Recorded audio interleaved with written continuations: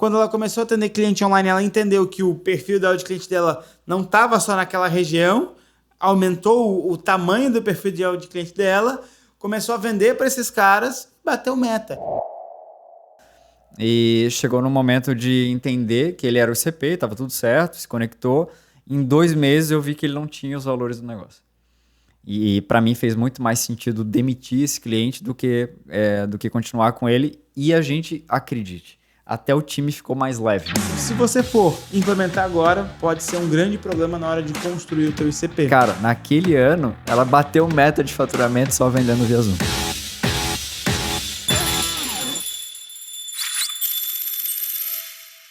Está começando mais um Toca o Sino Podcast, o primeiro podcast que conecta times de marketing comercial para alavancar as vendas da sua empresa. Meu nome é João Rosa. Eu sou Dani Botelho. Dani, bora para mais um Toca o Sino Podcast? Mais um Toca o Sino Podcast. Hoje o tema é um tema que eu gosto bastante. Fala aí. Vamos lá. Perfil ideal de cliente, né? Pique.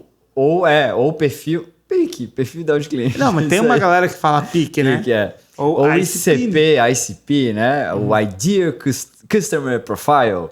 Isso aí, então, tá bom de inglês, hein? Então, o perfil ideal de cliente é um tema que a gente gosta bastante, que é um tema que, de fato, conecta os times de marketing comercial. Exatamente. E o que mais a gente vê são empresas, scripts que não se conectam com esse, né, com o perfil ideal de cliente, e às vezes a gente vê esse ruído nas vendas, vê esse ruído no marketing, e é o que mais acaba gerando o atraso aí no dia a dia das vendas. Cara, é muito louco isso. A gente estava conversando hoje, analisando alguns concorrentes, alguns amigos, olhando os próprios posts que eles fazem na internet e as capas, as thumbs, etc., para entender se eles estavam realmente se comunicando com o cliente que eles querem se comunicar. E a gente começa a perceber que eles acabam não se comunicando. Algumas pessoas não é nem pela falta de... não é nem por não ter o perfil ideal de cliente, porque alguns dos players que a gente viu, o cara super entende sobre o que a gente fala, mas na hora de produzir o próprio conteúdo na internet ou de produzir uma chamada, uma thumb, acaba até se perdendo, né? Então é bacana a gente falar sobre isso hoje, porque o assunto está fresco na mente. E a gente volta um pouquinho atrás, a gente fez uma maratona aí de visitar clientes em São Paulo, e a gente identificou alguns pontos em comum que eles não tinham essa clareza de quem era o perfil ideal de cliente deles.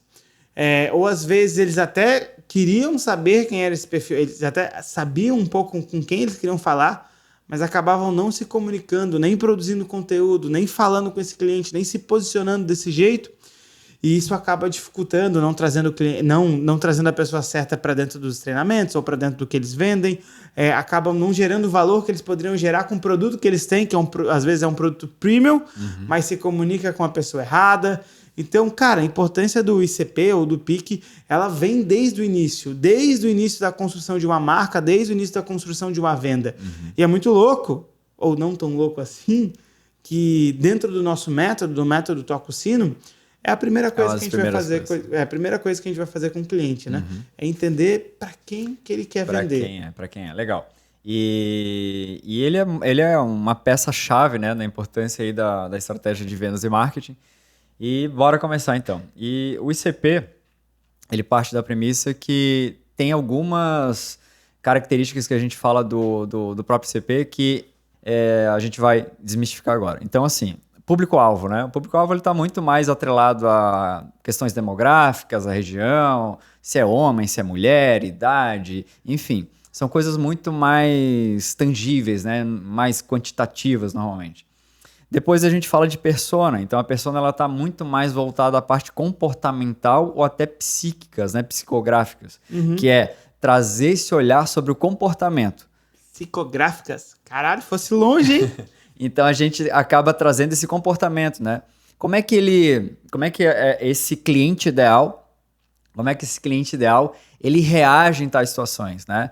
Então, tem ferramentas que a gente trabalha, que é, por exemplo, como é que o seu cliente ele reage quando ele está em grupo e quando ele reage quando ele está com um especialista. Isso é quando a gente fala de persona. Quando a gente fala de persona. Legal. Eu lembro que, só fazendo um parênteses, né? Eu lembro que quando a gente trabalhou junto no EAG, a gente fez um estudo da persona E, cara, tinha algumas perguntas muito interessantes, assim, como, o que você escuta, o que você assiste, quais são os teus programas de rádio, de televisão, quais livros você lê. E eu peguei uma lista de clientes que já tinham comprado da gente. Fiquei lá uns 2 ou 3 semanas ligando para coletar algumas respostas. Eu coletei umas 57. Eu lembro disso. Exato, mais ou menos 57 respostas. Aí você construiu todo esse manual da persona, né? Porque a gente construiu 4 personas, né? Então, só fazendo esse parênteses. E então, assim, a gente fala de público-alvo e a persona, a gente acaba utilizando mais no dia a dia quando o cliente não entende muito bem quem é essa, né? Para quem serve o produto. É algo mais no início do negócio. Mas a maior parte e a premissa do próprio Talksino a gente trabalha com produtos já validados, né? Sim. E aí, por conta disso, o ICP faz muito mais sentido. Porque o ICP quem é o cliente que eu já trabalho. Quem é o cliente que eu já atendo. Então, eu vou olhar esse comportamento desse cliente que eu atendo e vou querer mais dele, né? O meu perfil ideal de cliente. Então, dentro de uma zona onde é o perfil que eu realmente, se eu vendesse só para aquele perfil, o meu negócio estava feito. Sim. Então, esse é de fato o perfil ideal de cliente. Então, ele é uma soma um pouquinho desses outros comportamentos, né, que a gente tem do público-alvo e da persona, mas ele está muito mais olhando para quem é o cliente hoje do negócio. Então, a gente tem 3 faixas aí, que são as faixas que normalmente também os clientes têm medo de perder, né? Então, a gente tem o cliente ideal, que de fato eu quero vender mais para esse. Tem aquele cliente intermediário, que é dentro de alguns critérios, eu posso até vender, e tem um cliente que eu não quero. Então, uma das primeiras clarezas que o próprio CP traz é essas 3 faixas, né? Então, a gente identifica os clientes problemáticos e a gente já sabe que esse cara ele não serve pra gente. Sim. E aí, a gente começa a usar a serviço do marketing e a serviço das vendas. Uhum. Então, uma vez que o marketing sabe isso, a gente começa a fazer a limpeza na comunicação. Só que aí vem outras questões. Então, uma vez que a gente define esse perfil de cliente ideal, normalmente acontece que nem missão, visão e valores. Foi definido e jogam na gaveta. E a gente também vê isso no dia a dia. O próprio time de marketing já não lembra, não visita, não revisita. O time comercial também não revisita. Eu vejo em implantações que a gente faz, que normalmente nos grupos, né, ou de pré-venda ou de venda, às vezes ainda, nas mentorias lá, a gente vê que volta e meia um pré-vendedor ou um vendedor sai com uma pergunta do tipo, mas tem esse cliente aqui. E aí o líder tem que falar, cara, mas e o ICP? Né? E aí vem o feedback e aí, tá estudando esse ICP? Tá olhando esse perfil ideal de cliente? Porque é uma pergunta que não precisa toda hora tá sendo respondida por um líder. Sim. Ou por outra pessoa. Né? Faz parte da premissa do jogo do negócio. A gente pode trazer um exemplo aqui pro Talksino, né? Uhum. Então a gente fez esse estudo, a gente começou a definir o nosso ICP, a gente parou um tempo, um dia, né? Um domingo, quando a gente estava em São Paulo, aproveitou para entender quem que a gente atende, quem que a gente não atende. E hoje a gente sabe, se a pessoa não tiver condições de fazer inside sales, esse cara não é o nosso cliente. Se esse cara não fizer venda consultiva, esse cara não é o nosso cliente. Então, por mais que seja tentador, por mais que seja... que a gente consiga até ajudar ele não é nosso cliente. Então, a gente não vai atender. Uhum. Inclusive, hoje a gente estava conversando sobre isso e agora eu acabei de me lembrar. Caramba, será que a gente atende essa pessoa, não atende? Sim. Porque dentro do nosso CP são clientes que fazem vendas consultivas. Uhum. Que não é uma venda transacional, que não é uma venda de um produto, é uma venda consultiva, que tem que gerar valor para o negócio. Uhum. Então, isso é bem importante. E, por exemplo, a gente estava lá em São Paulo num cliente e a gente perguntando para ele, mas quem que é o cara que compra mais? Aí ele falou, o cara que compra mais é o cara X. Então, por que tu tá insistindo em vender pro Y? Porque 30%, 40% dos meus leads que são gerados são Y. Então, beleza, mas qual que é a conversão do Y? Deve ser 10%. Minúsculo. E qual que é a conversão do... Conversão, né? Qual que é o percentual de compra do Y? É 10%. Qual que é o percentual de compra do X? É 90%. Pô, se tu tem um cara que só representa 10% das tuas vendas e esse cara converte muito pouco no teu processo comercial, deixa esse cara um pouco de lado, vamos focar no cara que realmente é o cara que te traz dinheiro, que é o cara que vai fechar, que vai acelerar teu processo. Vamos educar o teu time de marketing, que é um cara que faz inbound, a buscar esse cara aqui. A partir do momento que a gente educa o nosso marketing esse cara eu não vou aceitar, esse cara eu não vou aceitar, esse cara eu não vou aceitar, a gente começa a focar em outro tipo de cliente, né? Os próprios algoritmos começam a entender e trazer cada vez mais pessoas parecidas do cara que compra. Então, isso é muito legal, entender o perfil ideal de cliente. E legal que tu falou uma palavra, né? Focada, né? Então, assim, na verdade, o CP é a gente focar em trazer o cliente que gera mais valor para o negócio. Ponto. Mais resultado. É o cliente que, se você estiver na tua frente, tu vai entregar resultado para ele, ele vai entender que você entrega resultado e o match está feito e sai todo mundo feliz, né? E na sequência aqui, vem a grande pergunta, né? Mas como é que a gente define, então, esse perfil de ideal de cliente? Como é que a gente chega nele, né? Então, assim, nesses critérios que eu comentei antes, que é essa faixa do perfil ideal, que é os que mais trazem valor, então você aí que está num negócio de vendas consultivas, de vendas internas, o inside sales, olha para os clientes atuais e faz um levantamento de quem são hoje os clientes nessa base que mais geram valor para o negócio e que faz sentido vocês terem outros muito parecidos ou iguais a eles. Esses caras são clientes extremamente lucrativos e fiéis. Então, se a gente for pensar na definição, é a primeira coisa. Quem são esses clientes mais fiéis e lucrativos dentro da empresa? Olha para eles e a gente vai entender que essa faixa é o que o marketing e as vendas precisam começar a se comunicar com esse cara. Sim. Então, desde o marketing a falar essa linguagem que esse cara entenda, que queira desejar, né, o trabalho, o serviço, enfim, ou o próximo passo da própria venda consultiva, mas que o SDR também consiga, o pré-vendedor, consiga qualificar melhor, engajar melhor, encantar melhor, só por conta de saber que aquele é o cara que a gente precisa conversar. E outro fenômeno que acontece, que é muito legal, Dani, quando a gente entende e tem clareza da pessoa que a gente quer falar, desse perfil ideal de cliente, é que quando o marketing começa a produzir conteúdo, começa a produzir realmente o seu conteúdo na internet, fazendo podcast ou fazendo vídeo, post, qualquer coisa, quando eu sei exatamente com quem eu estou falando, eu sei quem é meu perfil ideal de cliente, o cliente, quando começa a ter acesso ao meu conteúdo, ele vai acontecer um negócio que é muito louco, que é, caramba, parece que esse cara tá falando diretamente para mim.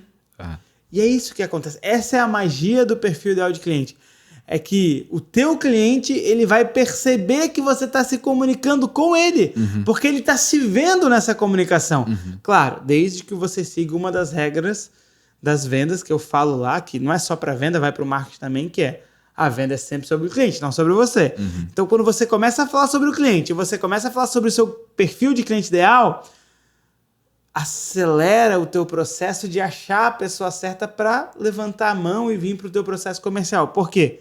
Porque o cara vai se identificar, o cara vai se ver. Então, quando eu olho para você e eu sei que você não tem meta, que você tem dificuldade de gerenciar o teu CRM, que os teus vendedores não seguem o script, que os teus vendedores eles não conseguem manter uma consistência nas vendas, que os teus vendedores eles não têm confiança para ligar, você que está se identificando, sabe por quê? Porque eu sei que você é o meu perfil ideal de cliente. Tá fazendo sentido para você porque as dores que você tem estão mapeadas aqui no papel que a gente fez lá no início, quando a gente foi começar o Toxino, quando a gente foi começar até mesmo o podcast. A gente sabia quais são as dores do nosso cliente, que não sabe construir processo comercial, que não sabe padronizar, que não sabem contratar, que não sabem desenvolver, que não sabem treinar um novo colaborador, que dependem muito mais do vendedor estrela do que ter um processo de formação de vendedor faixa preta. Então, quando eu tenho o perfil ideal de cliente, esse cara que está ouvindo a gente, ele está entendendo que é para ele que eu estou falando. E se você tiver isso, quando você aprender a se comunicar, esse teu processo de levantada de mão, de geração de lead, ele vai ficar, primeiro, mais barato, Sim. Ele vai ficar mais direcional e ele com certeza vai gerar mais resultados lá na ponta, porque o vendedor vai receber o cliente que compra, não um cliente que talvez possa comprar. Faz sentido, Dani? Faz sentido. E aí, não só a gente identifica, mas palavrinhas, né? Que ficam no ar, a gente olha, escuta, esse é o meu cliente. A gente estava lá né, fazendo esse tour em São Paulo, visitando o cliente e tal, a gente passou por um treinamento E um dos gatilhos do nosso cliente ideal é a famosa barreira, né? Um famoso conflito entre marketing e comercial. Sim. E toda vez que alguém fala isso, do tipo assim, esse cara é meu cliente. Então, ele falou a palavra, eu já sei que ele é o meu perfil de cliente ideal. Porque é o comportamento dessa fala e que eu sei que é essa dor que ele tem. Então, essa conexão, né, que a gente está falando, inclusive, no podcast, é a palavra que normalmente aparece. Ó, lá o meu comercial e o meu marketing não conversam. Tem uma parede entre eles, ou, né, essa barreira. Então, são palavrinhas que a gente vai ficando atento. Normalmente, na área de pré-vendas, que é um time mais iniciante e tal, eu falo de... O ICP, ele é muito parecido como se fosse um carro ou algo que tu muito deseja. Né? Então, imagina um carro aí... Fala mais. Então, imagina, né, quando tu teve o teu primeiro carro, né, ou quando tu tá sonhando com o próximo carro, modelo, cor e tal. Quando você sonha sobre esse carro, né, ou qualquer outro item de desejo, objeto de desejo, quando você sonha ele específico, quando sai na rua, parece que só aparece ele, né? O ICP é a mesma coisa. Tu internaliza ele tanto que quando ele tá na tua frente, tu tem certeza, assim, ó, esse é meu cliente.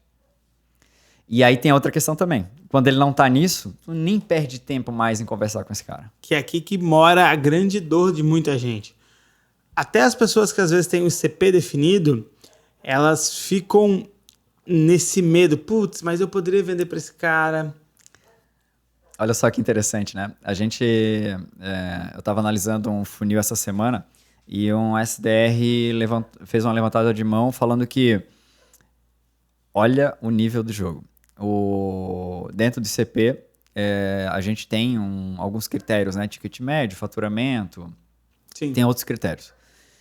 Mas a quantidade de vendas desse potencial lead, e ele louco para comprar, e a quantidade de vendas desse potencial lead eram muito baixas por mês. Era em torno de 40, 50, apesar de o faturamento dele ser na casa dos 400 mil. Então, olha só, como deixa a gente na dúvida, né? Só que o que acontece? A solução, ela não ia fazer sentido para esse cara. A quantidade de pedidos dele é tão baixa que a solução não ia funcionar direito. Esse cara ia arrumar treta lá na frente, ele ia arrumar problema lá na frente. E aí vem a tomada de decisão, tipo, cara, não adianta vender.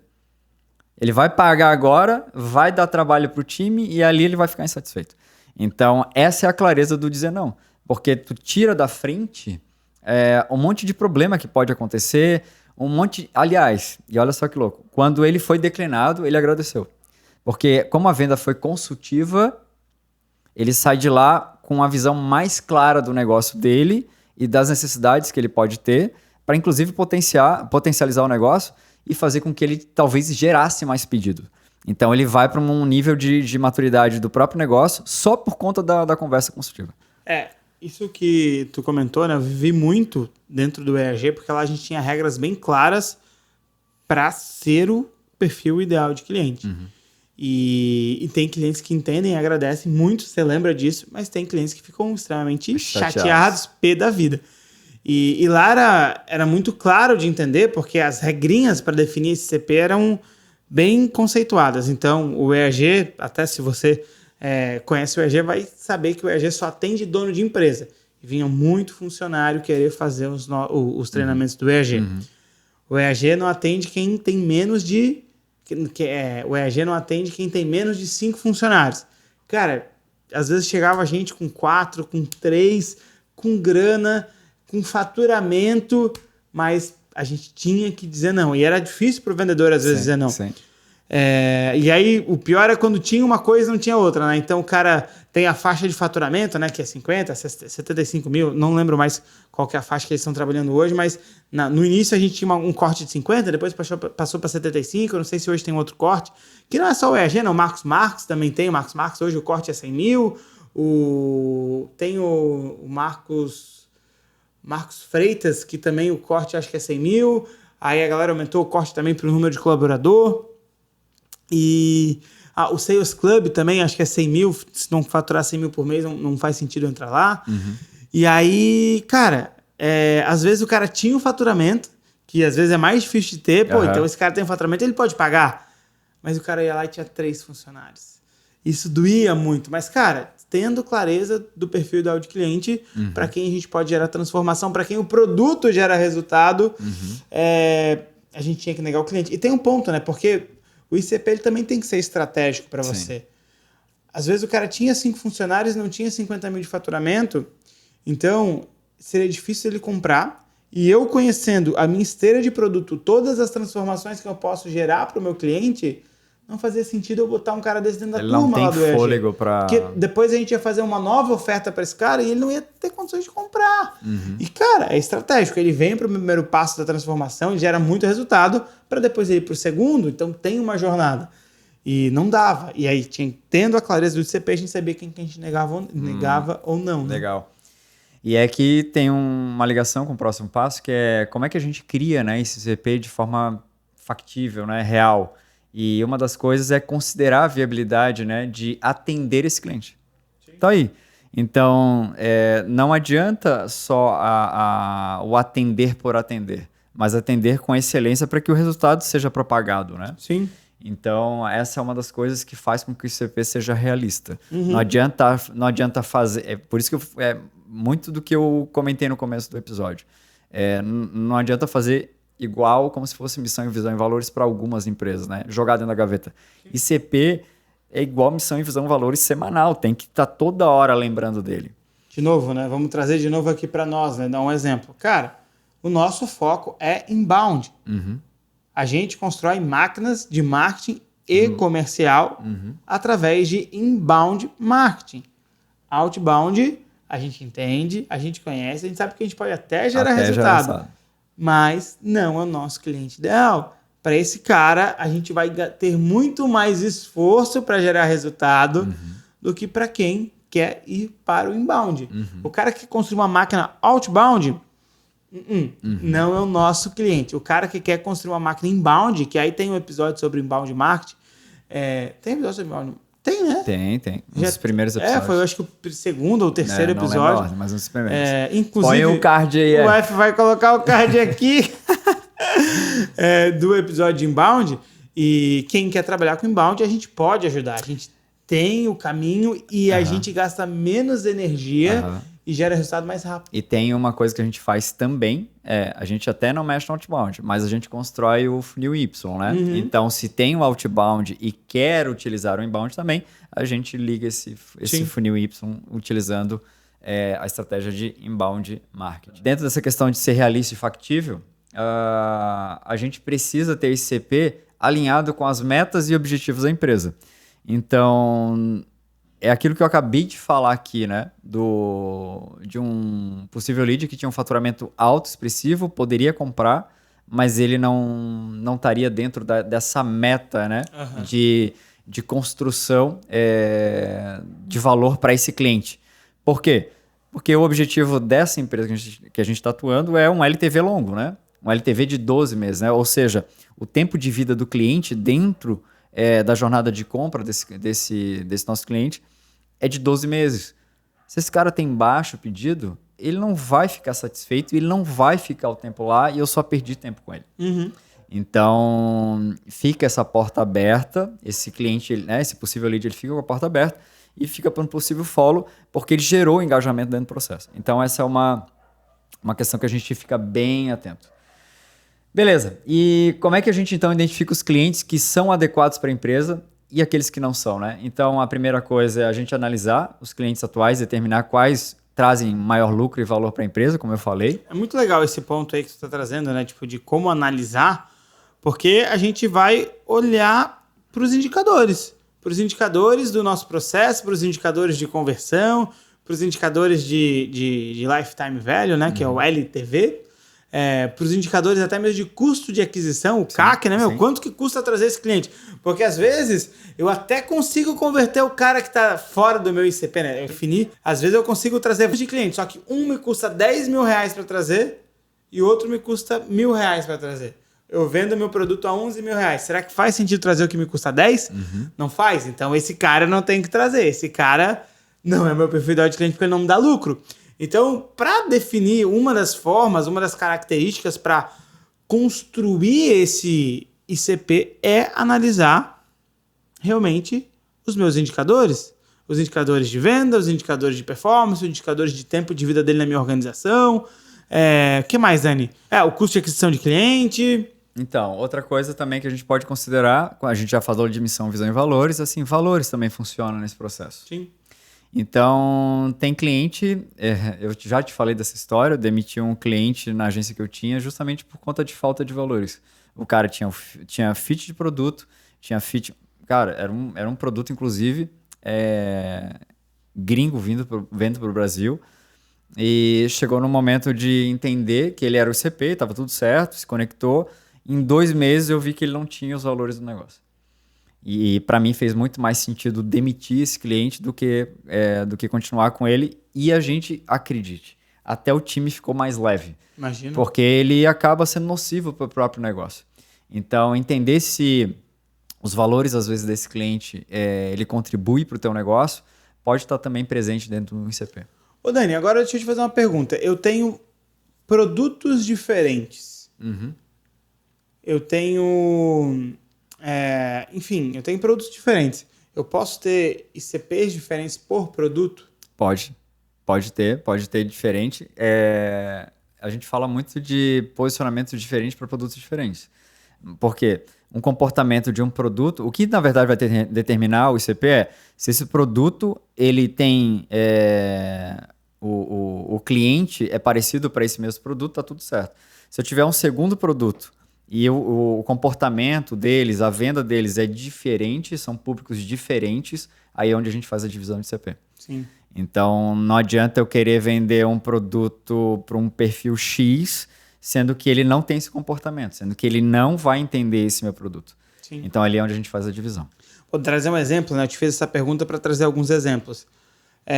Algumas empresas de treinamentos, e hoje o próprio... Vamos dar, o Érico Rocha, né? Uhum. Eu gosto muito de falar do Érico Rocha. Então, o Érico Rocha ele tem o produto de entrada dele, que é o Fórmula de Lançamento. Uhum. O Fórmula de Lançamento, ele tem um perfil ideal de cliente ali que abrange muita gente daquele perfil ideal de cliente. Uhum. Só que quando eu estou dentro do Fórmula de Lançamento, o Érico tem outros produtos. Os outros produtos do Érico, o perfil ideal de cliente não é o mesmo do Fórmula. Quer dizer, ele é o mesmo do Fórmula, só que ele precisa ter algumas coisas a mais. Então, o Érico tem lá o Mastermind dele, o Platinum, que é quase 250, 280 mil reais para participar daquele grupo de caras feras que estão lá dentro.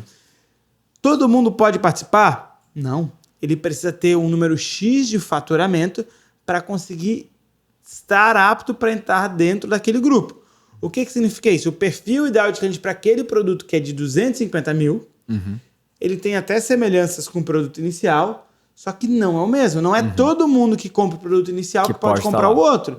Então, isso acontece em diversos negócios. Geralmente, quando se tem uma escalada de ticket ao longo da jornada do teu cliente, talvez o perfil que entra no início não vai ser o mesmo que vai chegar lá no final da tua jornada, da tua jornada de compra, jornada de venda, vendas, né? Então, isso vai mudando também ao longo da trajetória. Então, às vezes, a sua empresa ela pode ter um cliente ideal na ponta, mas o teu outro produto ele pode ter um outro cliente ideal e assim sucessivamente. Para o marketing, o que se recomenda no marketing? É difícil você ter um marketing que se comunique com vários clientes. Então, a gente vai ter um episódio sobre posicionamento que fala muito disso. A Aline vai vir aqui falar com a gente sobre posicionamento e que fala muito, muito disso. Traz até o exemplo da Coca-Cola, né? Cara, não tem a Coca-Cola Fanta. Tem a Coca-Cola e a Fanta. São duas marcas diferentes e cada um se comunica com um cliente diferente. Cliente, com a comunicação, com mesma o jeito, empresa. Com valores bem diferentes, né? Mas mesma empresa. Mesma empresa. Produtos diferentes e marcas diferentes, cada um com a sua comunicação. Então, se você entrar no Instagram da Coca-Cola, vai ter a Coca-Cola. Se você se você entrar no Instagram da Fanta, vai ter a Fanta. Sim. Não estou falando para você fazer um perfil para cada produto que você tem, mas se atentar a isso. Porque às vezes você tem um perfil de um produto e quer comunicar para todos os teus produtos. Aí você confunde tua audiência.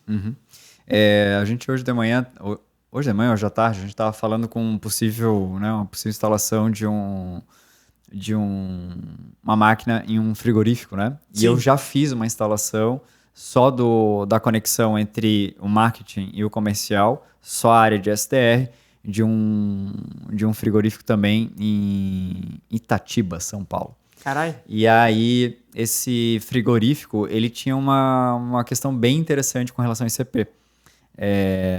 A diferença de CP dele era com relação a produtos congelados ou produtos resfriados. Olha só que louco. Só esse detalhe fazia com que a mudança do ICP lá, de quem comprava, o comprador final, era diferente. Sabe por quê?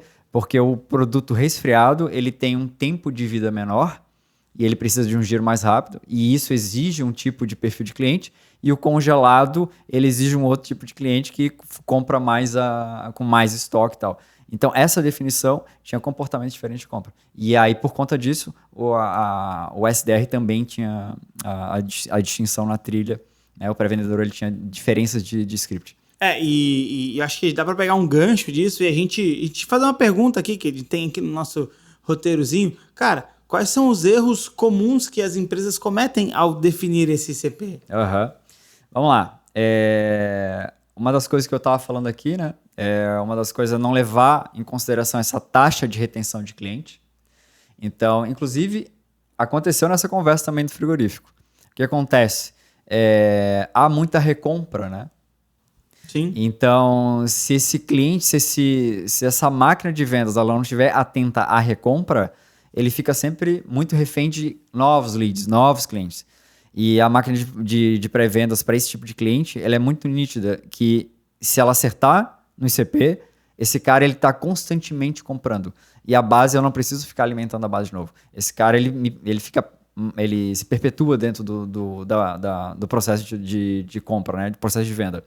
Então, taxa de retenção de cliente e o tempo de vida de cliente, ele é muito importante nesse processo de ICP. Por quê? Dá clareza para isso. E taxa de retenção de cliente, eu diminuo o custo de aquisição desse cliente e a lucratividade vem com força total. Então, esse é um dos itens que eu levo bastante em consideração e é um dos erros que normalmente não se tem tanta atenção. Tem mais alguns erros, né? Como, por exemplo, não envolver a equipe, a operação. Também. O cara que está no campo de batalha, ligando para o cliente, falando com o cliente, entendendo o cliente, ou às vezes fazendo o acompanhamento, né? O CS, o Customer Success, fazendo o acompanhamento desse cliente.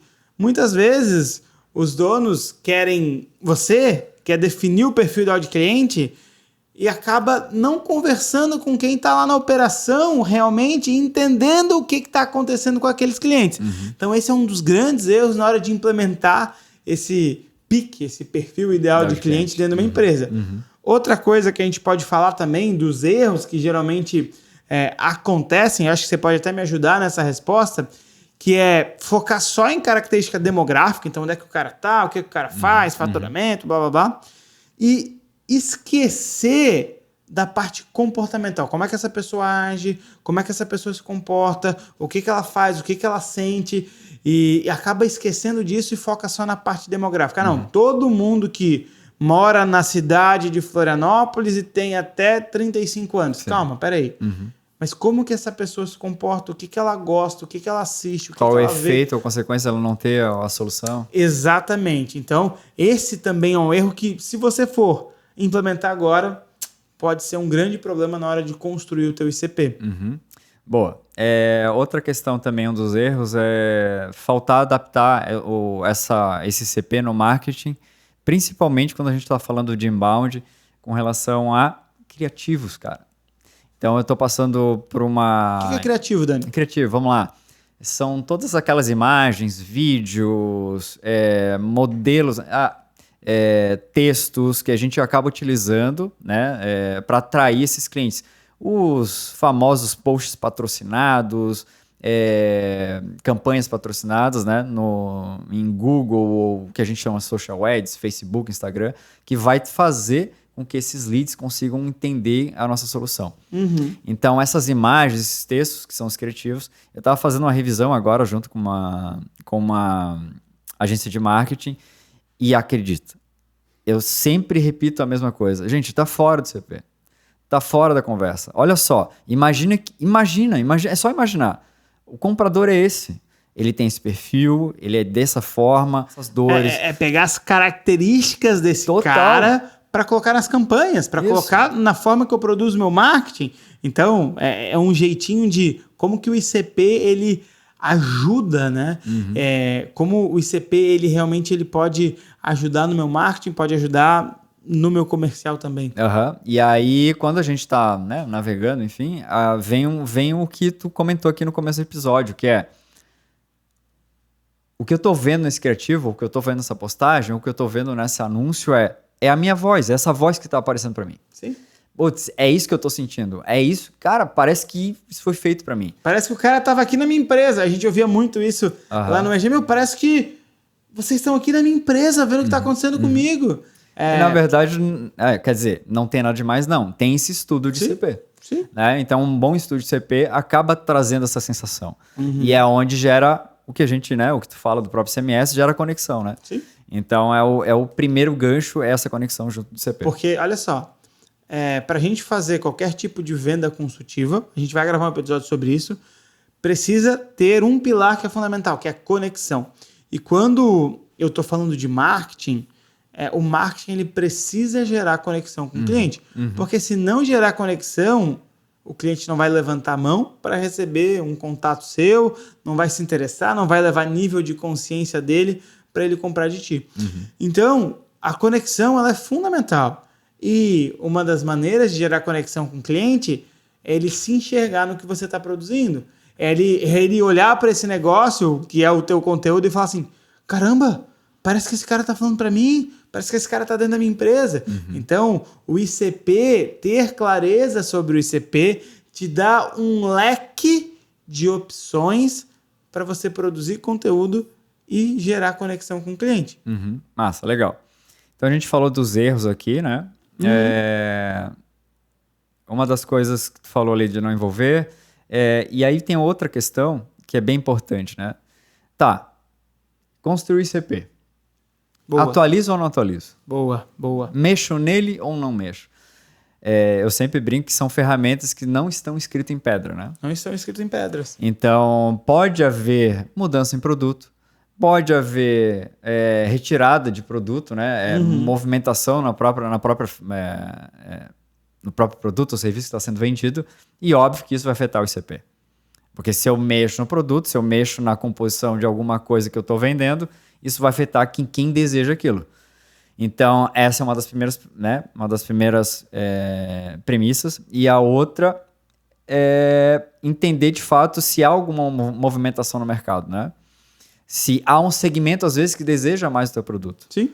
Né? Ou se você está indo para alguma outra região, às vezes tem uma cultura diferente. Então, tudo isso pode acabar influenciando e escutativa do time, né? É aquilo que tu falou também. Então, trazer sempre o time para muito perto, porque sempre tem essa questão de putz, isso aqui a gente não mapeou, isso aqui dá para melhorar. Então, eu sempre digo que de 6 meses a gente normalmente deveria fazer uma revisão de ICP só para validar. Se tiver tudo bem, que legal que tá tudo bem. É bom que não mude. Que não mude. Mas se tiver alguma coisa ali que mude, que precisa mudar, mas que mude logo pra gente ajustar. Porque ele auxilia muito o marketing, ele auxilia muito o comercial, dá clareza, otimiza o processo para você não ficar falando com pessoas que não vão comprar. Então, cara, é muito importante ter a clareza do ICP e estar atento se ele não está mudando ao longo do caminho, né? Porque, às vezes, algumas modificações do próprio mercado que você está inserido pode mudar. Então, a galera que, quando teve a pandemia, tinha uma galera que fazia evento. Então, evento presencial. Putz, será que o meu cliente agora é o cliente que faz evento presencial? E é legal isso que tu falou, porque eu tinha uma cliente que ela tinha crenças com relação a vender, era uma fábrica de móveis planejados, e ela tinha crenças com vender online. Ela tinha muita crença. Ela tinha muita crença de vender online. E ela vivia atolada, porque ela perdia muito tempo, né, em trânsito e tal, para poder fechar um negócio, cuja aquisição dela era alto. Surgiu a pandemia, a primeira mensagem que ela mandou foi: como é que funciona o Zoom, né? Como é que eu faço o Zoom? A gente montou uma estrutura, resumo da história. Cara, naquele ano, ela bateu meta de faturamento só vendendo via Zoom. E mudou. Por quê? Porque ela conseguiu atingir uma região que estava dentro do CP dela, porém era uma região onde ela atendia gente com orçamento maior. Então, não dependia só da região muito próxima dela, que era a região que ela normalmente estava circulando. Sim. Então, no momento que ela consegue ir um pouquinho mais longe, né? Era em torno de uns 100 e pouquinhos quilômetros, ela conseguiu atender cliente lá e fechando a distância, e aí ela só tinha, na verdade, o custo de entrega, né? Então, é excelente, ela começou a bater meta, inclusive depois ela acabou vendendo a empresa na alta. Esse é um grande exemplo, né, que fatores externos podem influenciar na mudança do teu ICP. Então, veio a pandemia, ela começou a ter que atender cliente online. Quando ela começou a atender cliente online, ela entendeu que o perfil de cliente dela não estava só naquela região, aumentou o tamanho do perfil de cliente dela, começou a vender para esses caras, bateu meta. Então, uma influência externa, um ambiente externo que não tem como ela ter controle sobre aquele ambiente externo, influenciou no ICP. Se ela tivesse a mente fechada, ela, não, só posso vender para essa galera, ia limitar. Aumentou o perfil de cliente dela em relação à quilometragem, como você deu o exemplo, e conseguiu gerar mais resultado. Fez uma adaptação no ICP, né? Então, muito bacana isso. E a outra adaptação que para mim também é principal, que deve ser feita de forma constante, é quais são os ICPs, quais são os erros de ICP que passam, né? Porque o que acontece normalmente nas primeiras versões de ICP, se tem pouca clareza de quem são os perfis problemáticos, que a gente chama. Ele até tem algum ou outro, mas não vai de forma profunda. E volta e meia passa algum cliente problemático. Então, você que está aí com o ICP na mão, atento às revisões de ICP, que quem é o ICP que está passando aqui, que ele não deveria ter entrado e ninguém com esse perfil deveria ter entrado nem pelo marketing, nem na pipeline, né? Da venda e pré-venda. Isso tem que ficar muito atenção, porque sempre vai passar cliente errado. O nosso papel é diminuir o máximo possível. O máximo. Mas, às vezes, tem aquele 1% ali que... às vezes o cliente mente, às vezes o cliente não fala todas as informações, ou o próprio pré-vendedor não faz todas as perguntas, não seguiu o processo. Então, vira e mexe, vai ter um perfil desqualificado. E aí, você tem que estar atento para verificar como que esse cara passou, por que esse cara realmente estava desqualificado, o que esse cara poderia ter de diferente para ele estar qualificado, até para você educar o teu cliente que está errado, né? O teu futuro cliente, né? Eu quero passar uma ferramenta aqui para a galera. Boa, bora lá. Passo a passo aqui para ajudar vocês a pensar aí no dia a dia de vocês como chegar nesse perfil ideal de cliente. São alguns itens básicos, papel e caneta na mão aí, que vai ajudar vocês a chegar com mais clareza aí no perfil ideal de cliente. E às vezes até mais rápido, né? E às vezes até mais rápido, tá? É um exercício super simples.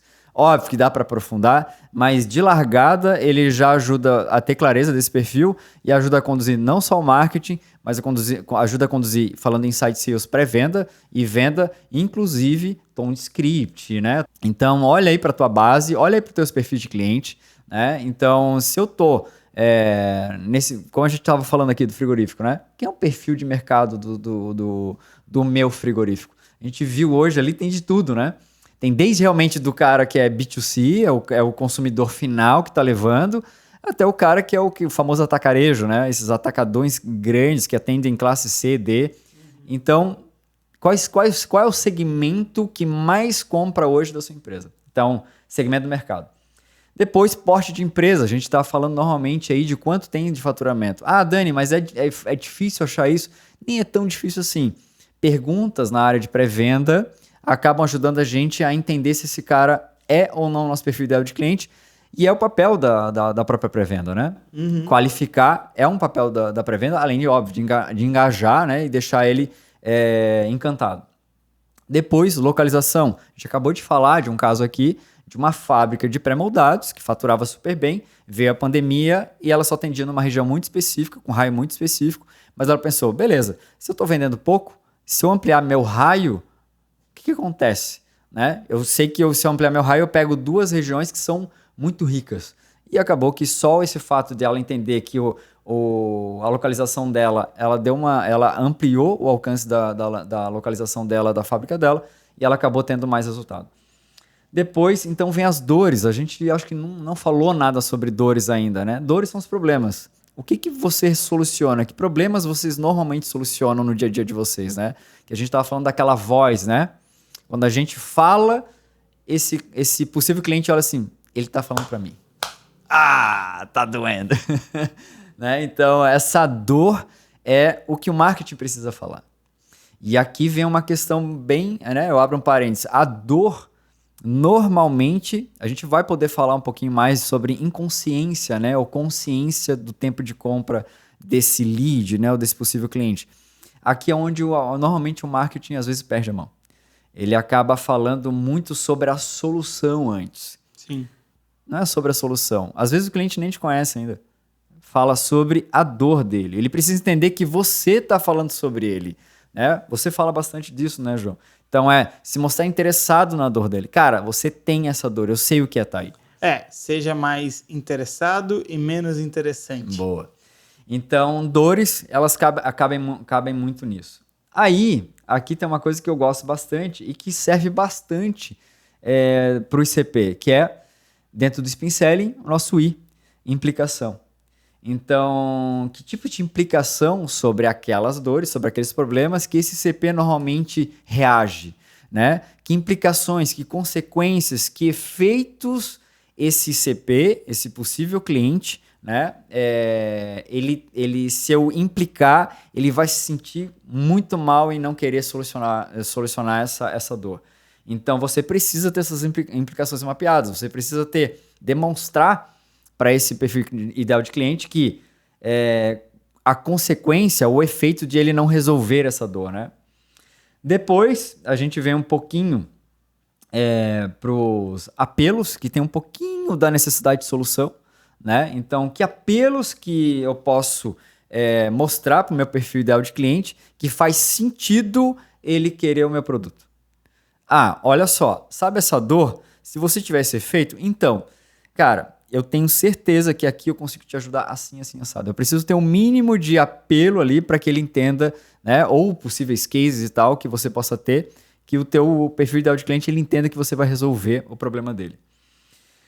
E não menos importante, os envolvidos na tomada de decisão. Aqui está esse erro que a gente estava comentando hoje, né? A gente estava revisando o nosso material e essa linguagem de o meu conteúdo ser para um perfil, mas a minha conversa, a minha comunicação tá para quem utiliza e não para quem compra, né? Sim. Então esse descompasso no ICP ele normalmente acontece bastante, né? Que ele acaba às vezes o marketing falando com o influenciador e não com a dor do comprador, ou vice-versa, né? Ou ele fala com a dor do influenciador, mas não motiva o influenciador a conectar com o patrocinador para que, de fato, os dois estejam conectados com aquela solução. Um exemplo para você entender. Então, você tem um produto que você vende para o dono da empresa, mas quem utiliza é o funcionário. Por exemplo, um CRM de vendas, né?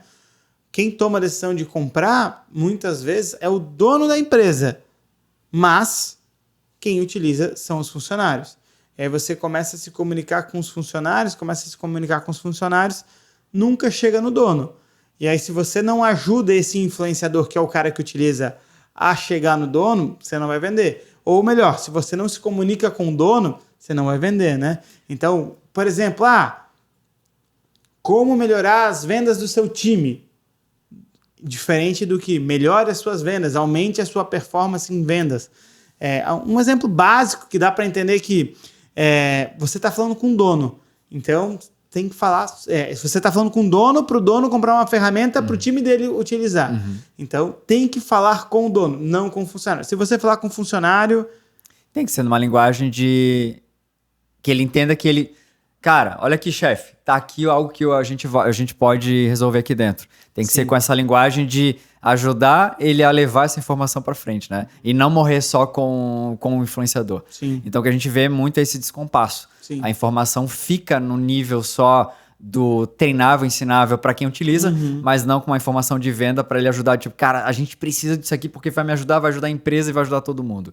Né? Então, essa comunicação, o ICP também fica bem claro com relação Nesse mesmo exemplo, até para a gente trazer um pouco mais de clareza, né? Então, um CRM vai lá e faz uma comunicação, otimize a sua rotina de trabalho com esse CRM para você conseguir vender mais. Uhum. Isso é uma comunicação para quem utiliza o CRM, né? Uhum. Agora, com essa ferramenta, você vai otimizar o trabalho do teu time para no final do dia ele vender mais. Então, eu falo a mesma coisa, só que eu direciono a minha comunicação para o meu perfil ideal de cliente, que é o dono, e não o funcionário. E muitas vezes as empresas erram nisso. Elas falam do produto, falam da transformação, mas na hora de fazer essa comunicação, elas acabam comunicando com a pessoa errada, que não é o decisor, né? E aqui para o finalzinho, então, o mais importante, que para mim é o ticket, né? Então, a gente inclusive hoje estava falando sobre um possível cliente e a gente perguntou, tá, mas a solução é interessante, mas o teu perfil de cliente não parece ter demanda para tickets maiores. Ele falou assim, realmente não, e o meu ticket fica nessa casa de R$1.000. E a gente entende isso. Então, não adianta você também inventar uma solução ou né, otimizar um processo, um serviço, que seja, às vezes, de um ticket extremamente elevado, mas o teu perfil de cliente não comporta esse valor. Sim, eu sofri com isso na NIT, né? Então, eu cheguei lá, a gente foi fazer um lançamento, eu tinha ideia de fazer um upsell. Pô, Thiago, eu queria vender um ticket alto, não sei o que. Ele disse assim, cara, eu sei, mas ticket alto, acima de X, o nosso cliente ele não compra, porque o nosso cliente ele não tem dinheiro. O cliente que compra esse produto que a gente vai fazer, se a gente for fazer um upsell muito mais alto, de um valor muito alto, ele não vai comprar, então não adianta. Então não adianta a gente botar um produto de 5, 6 mil, que esse cara não tem dinheiro, porque esse cara ele ganha até 2, 3 salários mínimos, então ele não vai pagar 5, 6 mil reais, né? E agora, a gente só pode vender esses 6 mil reais se for a empresa que comprar. Enfim, ele tinha clareza de quem era o cliente e a gente acabou não fazendo esse produto de ticket alto. Legal. E as últimas duas características é o tempo de negociação. Isso é bem importante. Então, o tempo que essa pessoa, esse possível cliente, está querendo essa solução. Então, não adianta você entender que no nível do ciclo do perfil ideal de cliente, a tua solução, se esse cliente ficar na tua pipeline, né, na tua lista de possível cliente, se ele ficar acima de 10 dias, ele não faz sentido para você. Né? Só está tomando tempo ali. Então, entendo o tempo de negociação, que é o tempo de negociação de fechamento que você já tem do seu cliente. Então não é que 10 dias é padrão para todo mundo. Exatamente. Tem empresas que o tempo de venda é 90, 180 dias. Ou até meses, né? Pô, se você trabalha com grandes contas, né? Ele tinha um despachante que trabalhava só com grandes bancos. Pô, o tempo de negociação desse cliente, cara, às vezes era 12 meses, 15 meses, mas quando fechava um contrato, era um contrato de milhões. Então, entenda o do seu cliente. Isso. Então, é importante entender o tempo de fechamento que esse cliente estaria para fechar um negócio com você. E, por último, a característica de negociação. Vamos lá. De onde vem e até onde vai a característica de negociação, que é, por onde começa? Ele começa através da internet, por um lead, depois passa pela pré-venda, depois vai para o fechador, né, que a gente chama de closer, e aí vai para um fechamento de fato da proposta. Qual é o caminho de fato que acontece aí, a característica da negociação? Como tu falou, né? Às vezes num processo desse de 15 meses, 12 meses, tem várias etapas dentro desse processo para que a venda aconteça. Mapeie esse processo, até para você ter clareza de quanto tempo isso gasta. Porque se você não tiver clareza sobre esse processo, talvez alguma etapa esteja faltando e aí você acha que está fazendo errado ou que talvez a venda tenha que ser empurrada a qualquer custo, mas às vezes falta um passo, falta um decisor, Sim. falta alguém no meio do caminho para que essa venda aconteça. E a gente está falando de vendas consultivas, a gente está falando de venda complexa, a gente está falando de vendas que o decisor não quer errar lá do outro lado. Sim, vou dar um exemplo desse processo, né? Então, aqui no Toca o Sino, a nossa... como é que é o nome? Como é que tu falou aqui? A característica da negociação, a característica de que é negociação. essa linha de onde começa a venda até o final. Então, a venda começa aqui no podcast, então produção de conteúdo. Depois da produção de conteúdo, a gente vai ter algumas ações de CTA, que é a chamada para ação. Quando a gente faz as ações de CTA, o cliente levanta a mão. Levantou a mão, deixou o contato dele, a gente entra em contato, pré-venda e depois venda. Então, são 4 etapas. Não tem uma demonstração, não tem. Agora, por exemplo, a gente tem lá o Bion. O Bion é uma empresa que a gente trabalha. É algo muito parecido. Então, gerou conteúdo, o cara levantou a mão, pré-venda, venda, e tem uma última etapa que muitas vezes é demonstração do produto. O João Vitor lá da Caimã. gerou conteúdo, que ele também está fazendo inbound, levantou a mão, pré-venda, venda, demonstração ou visita técnica, elaboração da proposta e fechamento. Então, cada empresa tem a sua característica de venda. Então, mapeie a sua. É bem importante para saber o tempo, para saber o que você espera de cada etapa, para saber tempo de follow-up, tempo de fechamento. É bem importante.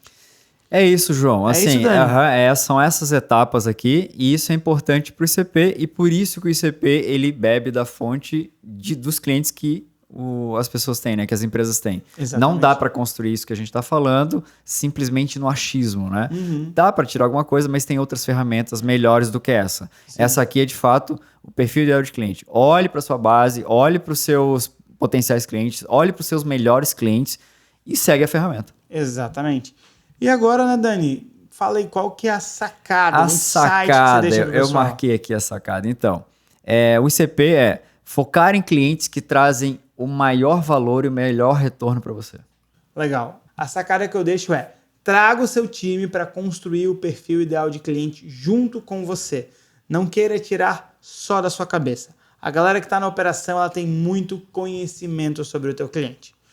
E por último, Dani, queria pedir com muito carinho para vocês. Se gostaram desse podcast, dá um like aqui no YouTube, compartilha ele para a gente impactar cada vez mais pessoas.